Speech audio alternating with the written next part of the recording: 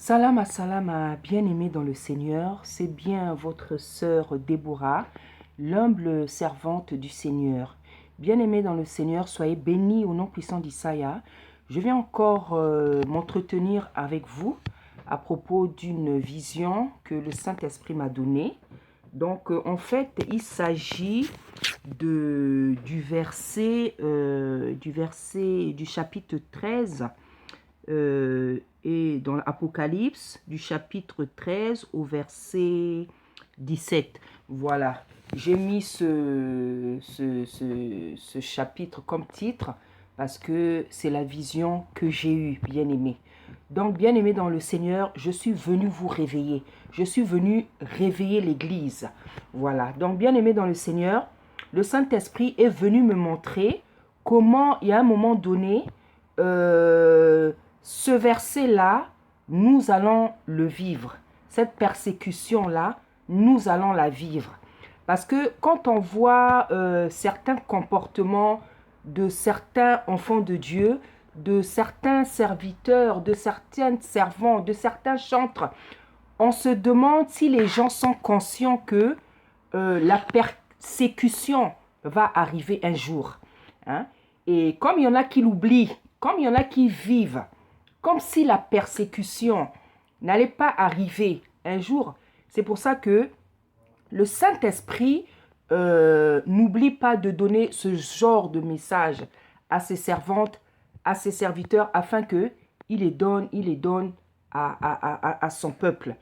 Donc voilà, cette vision que j'ai eue, c'était un songe, c'était un rêve. Donc j'étais allée dans un magasin. Et en fait, je voulais faire des courses. Je voulais acheter des habits. Mais je ne pouvais pas acheter ces habits. Je ne pouvais pas acheter ces habits. La magasinière, la femme qui vendait était dans le magasin, elle me disait que je ne pouvais pas acheter les habits. Et je commençais à lui demander mais pourquoi je ne peux pas les acheter. Et en fait, elle me donnait plein de raisons. Et en fait, je ne me suis pas laissé faire. Je cherchais à comprendre. Donc, moi aussi, je lui posais des questions. Je cherchais à comprendre pourquoi je ne pouvais pas acheter les habits. Je ne l'acceptais pas, en fait. En fait, on ne se disputait pas. Mais seulement, en fait, dans mes propos, dans mon comportement, dans mon esprit, je refusais, en fait, cet état de fait. Et en fait, j'étais prête à aller, plus loin pour comprendre pourquoi je n'avais pas le droit d'acheter des choses, d'acheter des habits. Et à un moment donné, tellement je lui mettais la pression, elle commençait à me conduire dans un endroit. Cet endroit-là était comme un sous-sol, comme, comment on appelle ça, des bunkers, comme des bunkers, voilà. Mais avant d'accéder à ces bunkers-là, les bunkers, en fait, pour ceux qui ne savent pas, ce sont des habitations souterraines, hein, dans lesquelles peuvent se cacher une catégorie de personnes, des présidents, voilà, hein, une catégorie de personnes, hein, des gens qui, voilà, qui construisent des lieux comme ça souterrains où ils se réfugient pour une raison ou pour une autre. Voilà. Donc, on se dirigeait vers un booker comme ça, quelque chose comme ça.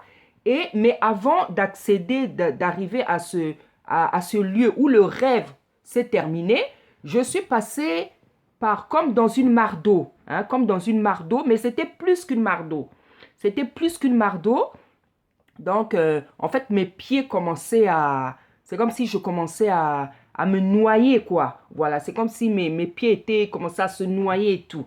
Et en fait, le rêve s'est arrêté au moment où on commençait à rentrer dans cet endroit-là, dans ce booker. Et en fait, je ne suis pas rentrée, mais j'ai senti que il se passait beaucoup de mauvaises choses. J'ai senti qu'il se passait, mon esprit me faisait comprendre qu'il se passait beaucoup de mauvaises choses là-bas. Beaucoup de mauvaises choses. Donc, bien aimé dans le Seigneur, comme je vous ai toujours dit, le Saint-Esprit m'a fait la grâce de m'avoir, il m'appelle cette grâce de m'avoir donné le don d'interprétation des songes. Donc, je veux permettre avec toute humilité de pouvoir interpréter ce songe-là Pour ceux qui ne sauront pas qu'est-ce qu'il veut signifier. Donc, en fait, on m'a tout simplement parlé de la persécution. De la persécution, comme nous dit Apocalypse dans ce verset que j'ai donné comme titre. Donc, on m'a montré cette époque-là qui viendra où un jour, on ne pourra plus ni acheter, ni vendre sans avoir la marque de la bête sur notre front. Voilà ce qu'on m'a montré en fait. Et le fait en fait que je refusais, c'est tout simplement le fait que nous là, on fait partie des gens, gloire soit rendue à Tata Nzambe, on fait partie des gens qui ne vont pas céder à la persécution.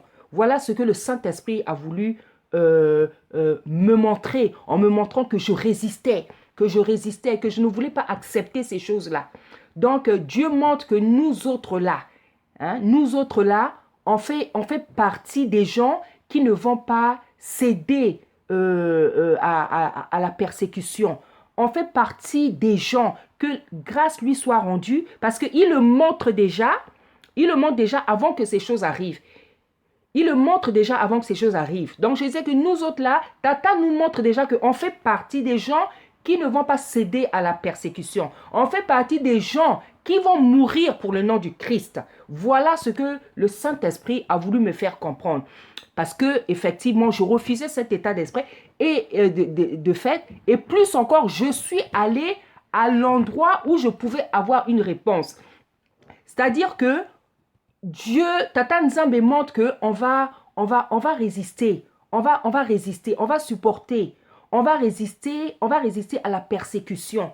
On va tenir ferme devant la persécution. Voilà ce que Tata Nzambe a voulu montrer à travers ce songe-là.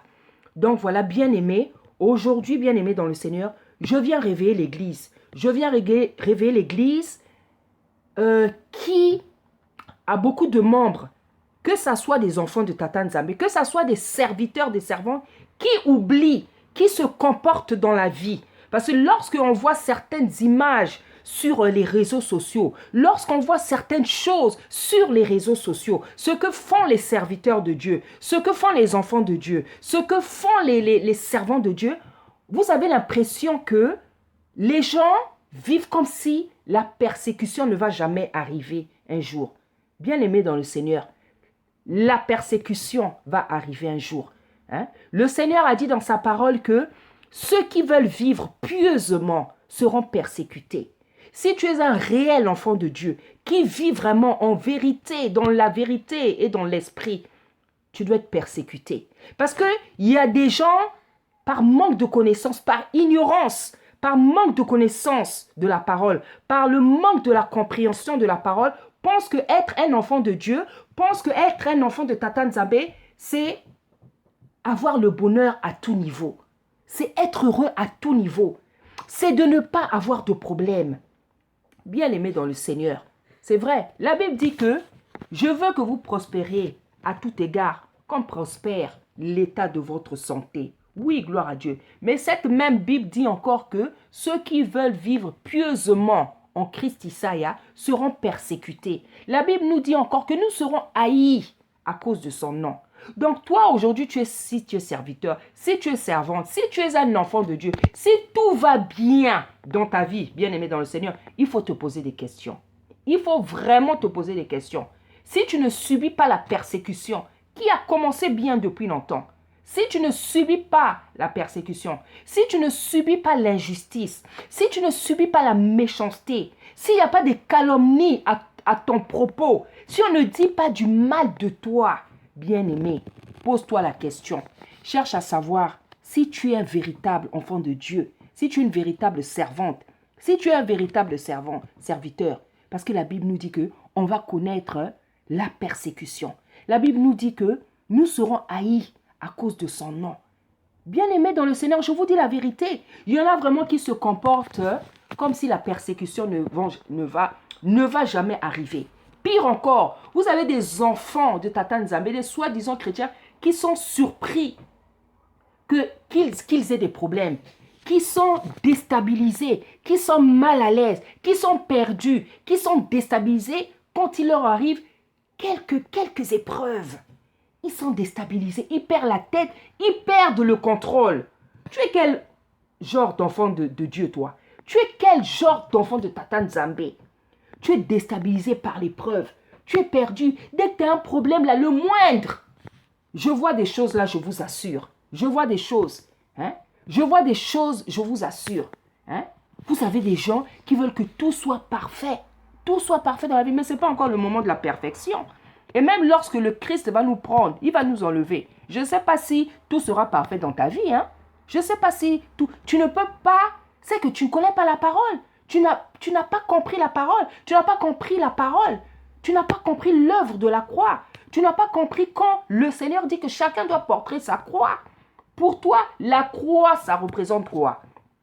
Tu crois que la croix là, c'est la chaîne là, la croix là, le symbole que tu portes autour de ton cou? C'est pas ça la croix. La croix, c'est les souffrances que tu dois accepter. C'est les épreuves que tu dois accepter. C'est la moquerie, c'est la méchanceté. C'est les souffrances qu'a enduré le Christ. Que toi aussi tu vas endurer. Que tu dois accepter. Avec lesquelles tu dois vivre. Hein? Avec lesquelles tu dois vivre. Hein? Hein? Pour lesquels tu dois glorifier Tata Nzambe. Parce que la Bible nous dit que les apôtres, quand on les a maltraités, quand on les a battus, quand ils sont sortis de la prison, ils étaient heureux d'avoir été maltraités à cause du nom du Christ. Voilà, bien-aimés. Hein? Mais vous avez des chrétiens, vous avez des enfants de Tata Nzambe qui sont déstabilisés, qui sont perdus, parce qu'ils sont éprouvés, parce qu'ils ont des épreuves, parce qu'ils ont quelques problèmes. Et je vous dis parfois, c'est des moindres problèmes. Hein? Ils sont perdus. Mais tu es quel genre d'enfant de Tata Nzambe? Tu es quel genre d'enfant de Tata Nzambe? La persécution fait partie de la vie de l'enfant de Tata Nzambe. Hein? L'épreuve fait partie de la vie de l'enfant de Tata Nzambe. Jacques nous dit dans la parole de Tata que nous ne devons pas être surpris par quelques épreuves qui nous arrivent, comme si c'était une chose étrange. Voilà ce que dit Jacques dans la parole de Tata. Hein? Voilà ce que dit Jacques dans la parole de Tata. Hein? Pierre dit même que nous devons nous habituer, excusez-moi, bien-aimé dans le Seigneur, que je puisse chercher ce passage où Pierre, attendez, pardonnez-moi, on est dans l'épître, voilà, on est dans l'épître de Pierre, chapitre 4, voilà, donc voilà ce que nous dit Pierre, il dit: ainsi donc, Christ ayant souffert dans la chair, vous aussi armez-vous de la même pensée. Car celui qui a souffert dans la chair en a fini avec le péché, afin de vivre non plus selon les convoitises des hommes, mais selon la volonté de Tata Nzambe. Voilà, Pierre nous dit que nous devons nous armer de cette pensée-là. Hein? De cette pensée que nous serons persécutés. Nous allons être rejetés par... Nous devons nous armer de cette pensée-là. Hein? Hein? Afin d'en terminer avec le péché. Hein? Pour vivre non plus selon la chair, mais selon la volonté de Tata Nzambe. Parce qu'effectivement, lorsque Dieu te brise, lorsque Dieu t'éprouve, c'est-à-dire tu es fatigué, tu n'as plus beaucoup de force pour pécher. Il n'y a plus beaucoup de place au péché dans ta vie. Et tu apprends comment dire, à force d'être éprouvé, tu apprends maintenant à ne plus vivre par la chair, mais à faire la volonté de Tata Nzambe. C'est ça, bien-aimé. Hein? C'est ça. Mais vous avez des enfants de Tata Nzambe qui vivent, donc on veut le bonheur partout, donc la moindre épreuve, tu ne veux même pas la voir, tu ne veux même pas la vivre, tu ne veux même pas que Tata Nzambe te titille. Mais comment tu seras sauvé? Hein? La Bible nous dit dans Apocalypse que c'est par la tribulation que l'église de Dieu sera sauvée. C'est par la tribulation, par la souffrance. Hein? Mais toi, tu vis comme une personne, on dirait quand on te voit, on voit ta vie, ce que tu fais sur YouTube, ce que tu fais sur les réseaux sociaux, ce que tu dis, la manière dont tu t'habilles, la manière dont tu te maquilles, la manière dont tu te comportes, les images, ce que tu fais. Donc, ça montre qu'on dirait que tu ne te soucies pas de lendemain. Tu ne penses pas que la persécution va venir un jour. Bien-aimés dans le Seigneur, je suis venu vous réveiller. Je suis venu vous réveiller de la part du Seigneur. Quand Tata commence à donner ce genre de vision, c'est que ces choses commencent à arriver. c'est que ces choses commencent à arriver. Comment le peuple de Dieu, hein, ce peuple pour qui Tata a donné sa vie, vous pensez que s'il a donné sa vie, hein, en sacrifice, s'il a versé son sang, c'était de la blague, c'était pas de la blague. Puisqu'il y a un moment donné, il a voulu renier cette mission. Il a demandé au Père, est-ce que cette coupe ne peut pas, je peux pas l'éviter, hein? Mais après, il a dit, non pas ma volonté, mais la tienne. Parce qu'il était conscient qu'il avait été envoyé sur la terre pour un but bien précis. Et quel but? Celui de sauver l'humanité à travers le sacrifice, le don de sa vie, à travers la coulée de son sang, bien-aimé dans le Seigneur. Vous pensez que ce sont des choses qui n'ont pas d'importance, hein? Hein? Que quelqu'un, une seule personne donne sa vie comme ça, accepte d'être lapidé, tué, cloué, pour que toute une humanité soit sauvée.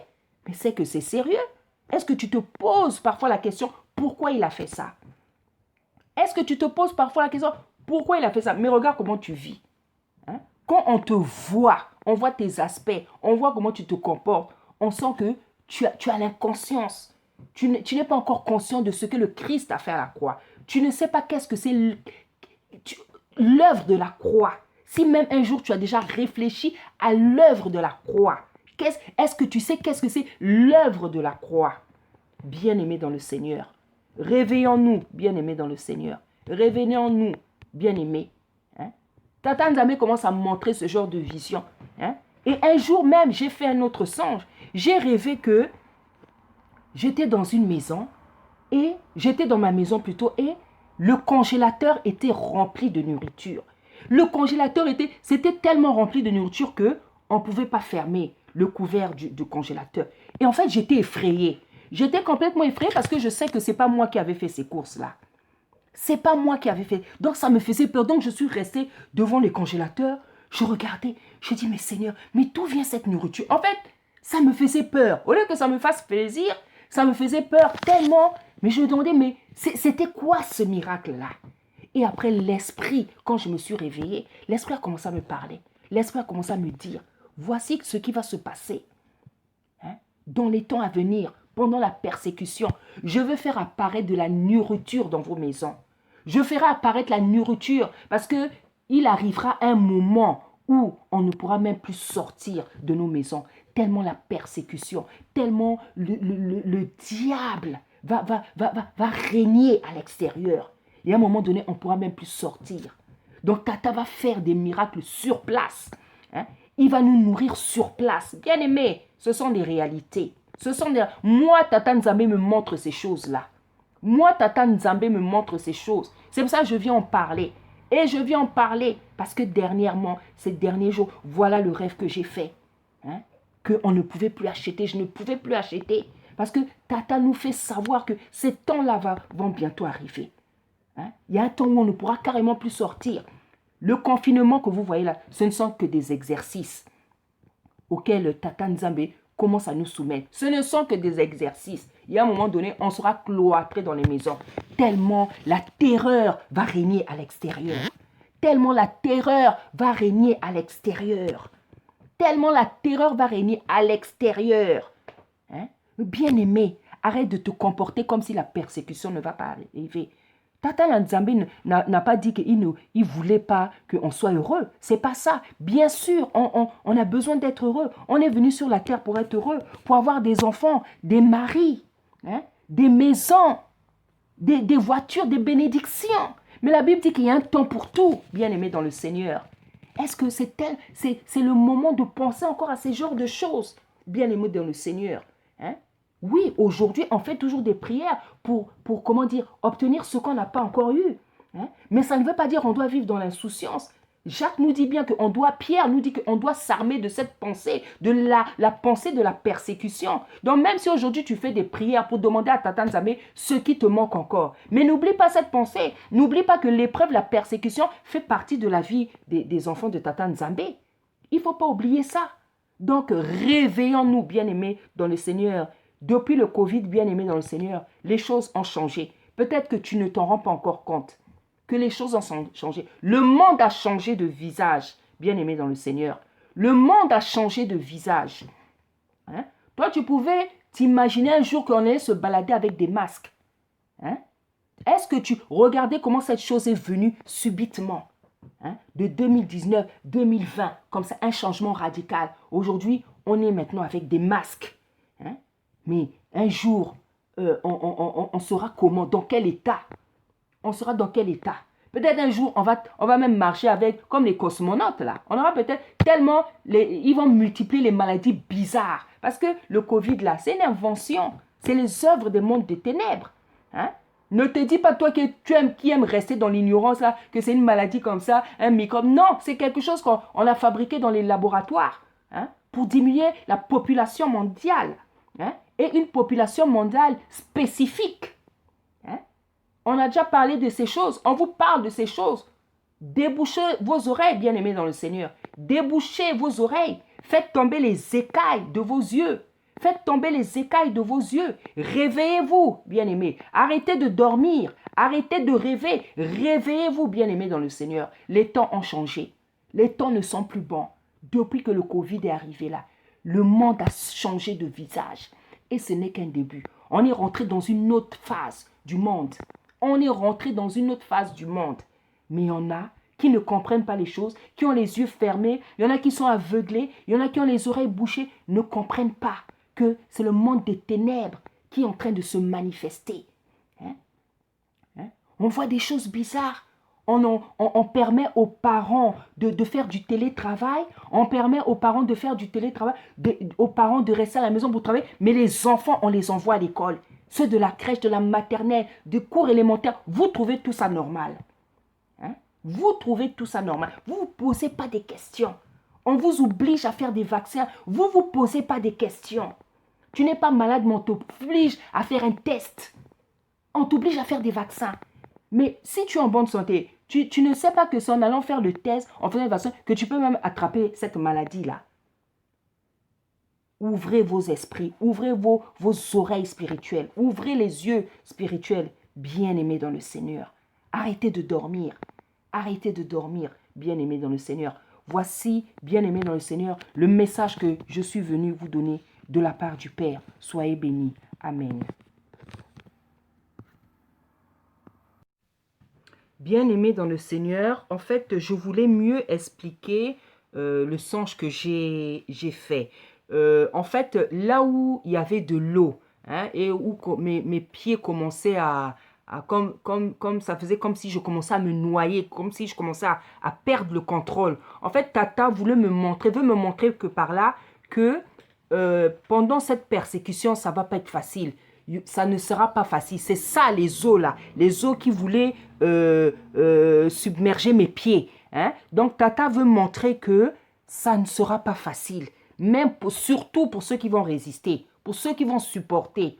Ça ne sera pas facile. Les eaux, parce que la Bible, on sait que dans la Bible, les eaux représentent les problèmes. Hein? Les problèmes, les difficultés. Donc, c'est cette eau qui augmentait là, qui montait, qui voulait submerger mes pieds. C'est la persécution. C'est la persécution, c'est les problèmes, c'est les difficultés. Hein? Et je voulais dire aussi ce bunker dans lequel je n'étais pas rentrée, mais où l'esprit me faisait sentir qu'il y avait toutes sortes de mauvaises choses qui se passaient. Donc là-bas, je sentais, l'esprit me disait qu'il y avait la torture. Il y avait la torture, il y avait la torture physique. Hein? Pour les gens qui ne vont pas accepter la marque de la bête. Pour les gens qui ne vont pas accepter le nouvel ordre mondial. Hein? L'esprit me faisait sentir que c'est tout le mal qu'on va faire aux gens qui vont résister. Hein? Qui vont continuer à confesser le nom de leur Dieu jusqu'à la fin. Donc voilà, je voulais préciser l'interprétation, l'explication de la vision. Soyez bénis, bien-aimés dans le Seigneur. Amen.